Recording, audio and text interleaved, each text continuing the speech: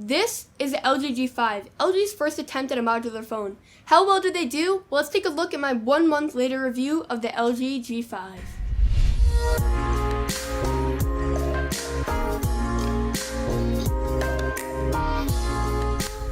Before we can start this video though, I do want to give a huge shout out to Upsy for sponsoring it. If you guys don't know who Upsy is, you definitely should.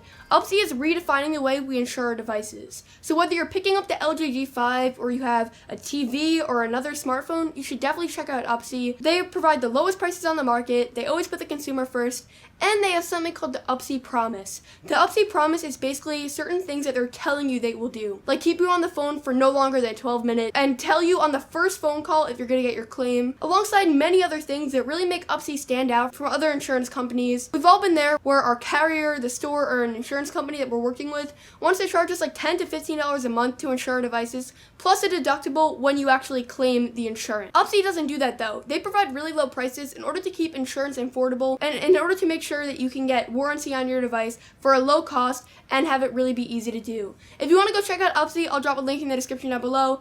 And for my viewers, you guys get 10% off if you buy it with my code on screen now. I'll also leave that in the link down below. Alright, let's get right into what I think about the LG G5. The LG G5 is not only LG's first modular phone, but it's also LG's first metal phone. Modularity and metal haven't really been a well-known combination up until this point, so LG is really advertising this as one of the main features that separates the G5 from other flagships on the market. Here's the thing though, this guy, it doesn't really feel metal. After much debate on the reasons why, we've come to the conclusion that there's a thick primer covering the metal body, which gives off a cheap feel in the hand. That combined with its lightweight body creates a phone that for this price tag doesn't really fly with this kind of build quality. Of course, LG did have their reasons for doing this, but do the reasons justify the cheap build on the LG G5? That's a tough one. Right now, maybe not, but as the months go on, this build quality may become well beyond worth it. I say this because the phone is built like this to accommodate for the modularity. The bottom portion of the G5 comes off, and with that comes many potential possibilities. I'm calling them potential possibilities on purpose because that's really all they are right now. Yes, this feature leads to a removable battery once again, but the main reason for it is LG's friends or the modules that come with the G5. Right now there are only 2 modules and one of them is only appearing in certain places. The modules are an audio DAC and an add-on battery pack and camera control, which look cool and in practice seem to perform well, but for me at least, they don't justify the sacrifices made for them. LG is marketing the modularity as one of the main features of the G5, yet over a month later, the G5 still only comes with 2 modules. If LG really wanted to push the modularity of the G5 and make the sacrifices made for it justified, I really feel like they should have many more than 2 modules out after over 1 month of the phone being out. The whole thing just feels a little bit beta to me, to be honest. Aside from modularity, the G5 packs high-end internals, snappy and almost lag-free performance, and a decent UI. It could be better, and if you're a stock Android enthusiast like myself, then you will not be able to deal with the G5 skin without downloading a launcher. If you don't really care about stock Android that much though, and you're able to deal with a slightly bloated, cosmetically skinned version of Android, then you will be able to roll with this one.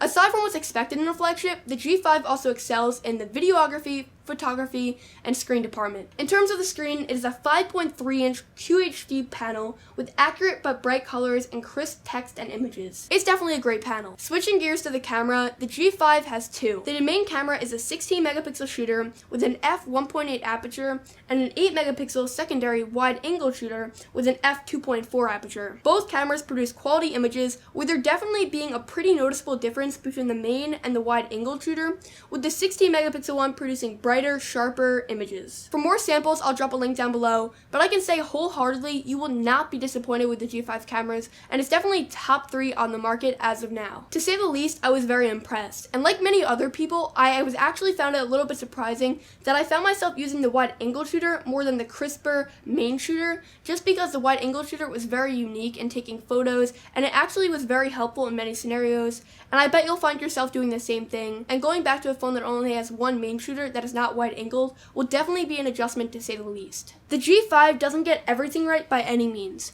For one, it has a side-firing Tinny speaker, low-quality buttons, and a cheap feel in the hand, but even with all this, I found myself really enjoying the phone. The removable, long-lasting battery was convenient, the screen was great, the camera is even better, and the software was manageable. If you want a phone that will have similar characteristics to the phones that we're going to be seeing in the future, then you should definitely add the LG G5 to your list. That's going to be it for this video. I hope you guys enjoyed it. Again, definitely go check out Upsy, especially if you're going to be buying the LG G5 or any other flagship this year. Like I said before, there will be a link in the description to everything I mentioned in this video. And let me know what you guys think of this video. Thank you guys all for watching. I'll catch you guys all in the next one. Bye.